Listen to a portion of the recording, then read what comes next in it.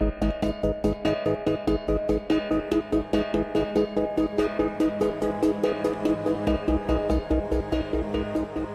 estoy encantado que estés nuevamente con nosotros aquí en Ecodebate, este programa donde queremos encontrar estas alternativas que nos hacen falta a los humanos para poder seguir caminando por el derrotero de la civilización, a la vez que estamos protegiendo la presencia, digamos, la consistencia de los ecosistemas. No podemos pensar que vamos solitos, ¿verdad?, a manejar la vida. Eso no es posible. Nosotros tenemos que apoyarnos en la otra vida para poder en un momento dado avanzar hacia lo que son los ideales del ser humano, que alcancemos alguna vez una sociedad sin pobreza extrema. Desigualdades siempre va a haber, las hay siempre en la naturaleza. Es un error creer que todo el mundo va a ser igual. Eso sería terrible también, porque implicaría que no había competencia. En la naturaleza hay una competencia decidida entre cada una de las especies por ocupar nichos ecológicos, por espacios, por alimento, etcétera. Y eso es lo que está promoviendo la evolución de la vida en el planeta. El ser humano no es diferente. Tiene que haber competencia y tiene que haber esta, pues digamos, energía, esta fuerza, este estímulo que necesitamos para la innovación, para encontrar nuevas formas de cómo relacionarnos con la naturaleza, seguir avanzando en los grados de libertad que tiene el ser humano, que son verdaderamente extraordinarios. Esta aventura que iniciamos, pues hace poquitito, 10,000 años, para lo que es la vida es nada. Hace 10,000 años iniciamos la civilización y esto ha implicado, desde luego, alteraciones muy importantes del medio a través de nuestras acciones, pero también un conocimiento extraordinario de cómo funciona el medio, y hemos tenido la capacidad y la sabiduría los seres humanos para producir nueva vida. Por ejemplo, hemos hablado mucho en este programa de que estas posiciones entendibles, románticas, bonitas, pero a final de cuentas infantiles, de no querer tocar nada, de que la naturaleza debe dejársele solita, ¿verdad?, sin intervención del ser humano, no va de acuerdo con la evolución del ser humano. Si estamos aquí es por algo, estamos conociendo los confines del universo, estamos conociendo los secretos de nuestro cuerpo, de la vida misma, y esto nos da grados de libertad como nunca antes habíamos soñado. También el cúmulo de conocimiento nuevo que estamos generando es verdaderamente impresionante. Hemos comentado en este programa que en lo que va de este siglo son 17 años, más bien 16 y 4 meses, hemos generado más conocimiento que en los anteriores 9,900 años de civilización. Es apabullante lo que estamos generando actualmente. Una de las cosas que están influyendo mucho en la manera en que vemos la vida, la manera en que nos relacionamos con ella, es la comunicación, los grados de comunicación que tenemos actualmente, que nos permiten conocer instantáneamente en cualquier lugar de nuestro hogar, el planeta Tierra, los sucesos, los eventos importantes que están sucediendo. Estamos mucho más conscientes de las cuestiones de la salud, de las cuestiones de los derechos humanos, de la igualdad, de las oportunidades que tenemos que tener todos nosotros para podernos desarrollar. Y yo he comentado, muy a pesar de mucha gente que ve este programa, de que nunca nos ha ido tan bien como en esta época a los seres humanos. Mucha gente dice, no, pero ¿cómo puede decir eso si el crimen, la violencia, la contaminación, etcétera? Sí, sabemos mucho más de eso que antes, pero ¿sabías que ahora se muere mucho menos gente por violencia que hace 50 años?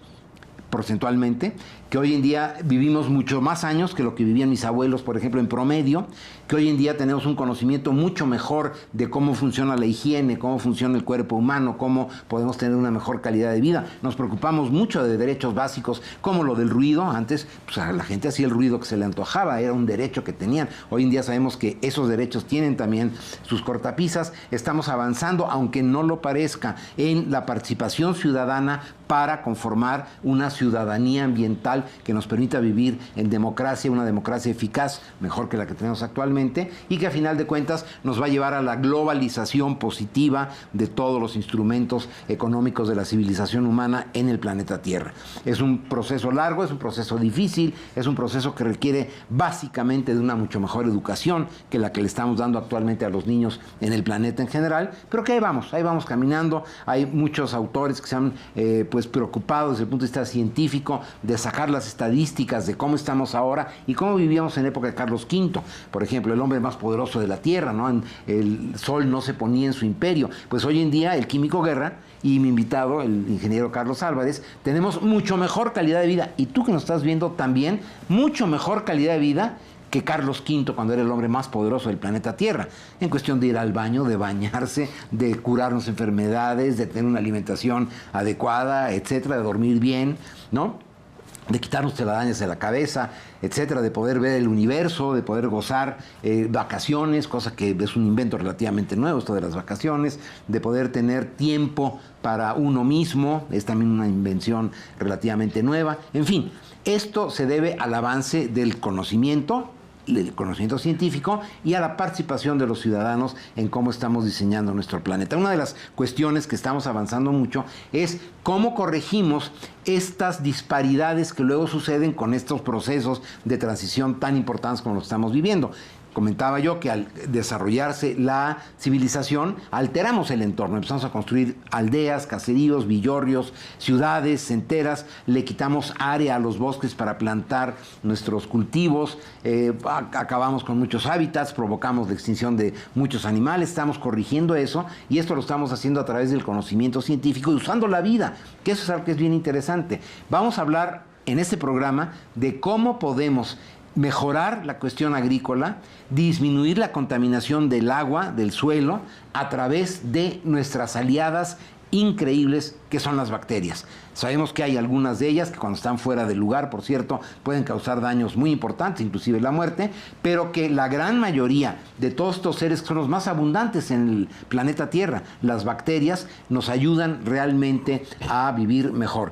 Hoy en día sabemos, hicimos ya un programa específico sobre eso aquí en Ecodebate, de cómo la flora que tenemos, que en realidad es una fauna, no es una flora, intestinal, determina cuestiones como la obesidad, la tendencia de algunas enfermedades. Nos pueden provocar las bacterias cáncer en el estómago, por ejemplo, el Helicobacter pylori, nos causan cambios importantes en el sentido del humor, en nuestra productividad, en nuestra forma de digerir y de aprovechar los nutrientes, etcétera. Hoy en día sabemos que ellas se organizan e inclusive se dan órdenes entre ellas para efectuar ciertas actividades. Por ejemplo, estreptococos que están en nuestra boca, donde hay más de 600 especies diferentes de bacterias, que cada una está ocupada por más de 1 millón de individuos. O sea, yo traigo en mi boca, ahorita me estoy hablando en Ecodebate contigo, 600 millones de bacterias aquí en mi boca. Pero no te preocupes, tú también. Y si eres mujer y nos damos un beso, pues va a haber un intercambio verdaderamente extraordinario de bacterias, ¿no? Pues hoy en día sabemos que se organizan y cuando hay cierto título, cierta concentración por área, de repente dan la orden a algunas de ellas, que son como los generales de ese ejército, de atacar el barniz de los dientes y provocar una caries, por ejemplo. Si logramos entender el mensaje que se manda en ese momento y lo interceptamos, lo hackeamos, bueno, pues les vamos a quitar a esos estreptococos la posibilidad de darnos caries, ¿no? Y así lo podemos hacer con muchas bacterias. Hay bacterias que le ordenan al cerebro comer cosas que nos hacen daño, como puede ser el exceso de azúcar, como puede ser el exceso de carbohidratos, etcétera. No son bacterias que requieren ellas, les gustan ese tipo de nutrientes, no nosotros, pero nos hacen creer que nos gustan a nosotros. Fíjate, o sea, seres que en alguna forma presentan cierta inteligencia colectiva, las bacterias. Bueno, pues se pueden usar las bacterias para darnos agua limpia, a darnos un suelo limpio, mejorar mucho a través de las bacterias los cultivos de los cuales nosotros nos alimentamos hoy en día. Está el ingeniero Carlos Álvarez, él está en una empresa, Liventia, que es orgullosamente mexicana y que está haciendo desarrollos, como lo vamos a ver a lo largo de este programa, verdaderamente extraordinarios con bacterias, no solamente mexicanas. Ellos se dedican a traer bacterias de zonas áridas, de zonas selváticas, de otras latitudes, etcétera, y es un mundo en sí mismo esta cuestión de cómo estamos entendiendo a los microbios, los seres humanos, que son mucho más que eso, mucho más que microbios, son toda la base de la vida.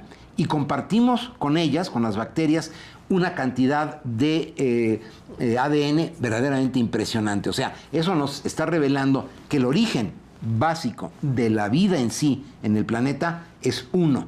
Y de ahí parten muchísimas ramificaciones. Vamos a hacer una brevísima pausa para regresar con este tema interesantísimo aquí en Ecodebate.